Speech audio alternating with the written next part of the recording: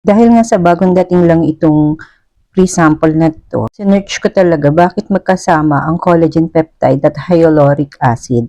The best pala sila pag pinagsama.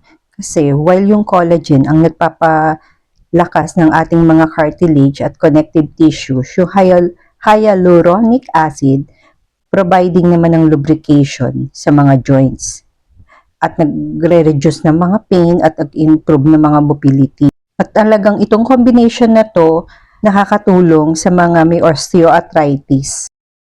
Itong dalawang to ay talagang kailangan ng ating mga buto. Nakakatulong ding mapabilis ang healing ng mga injury natin. Ang akala natin maganda lang ang collagen at hyaluronic acid sa ating mga kutis, sa kuko at sa buhok. Kaya sobrang sulit na to. Bonus na lang yung masarap siya.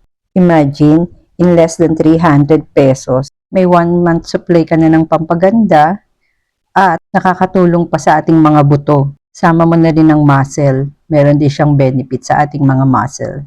Kaya kung katulad kita na sumasakit na ang mga tuhod, huwag ka na magpatumpik-tumpik na. Nasa baba lang ang link at sa comment section. Thank you!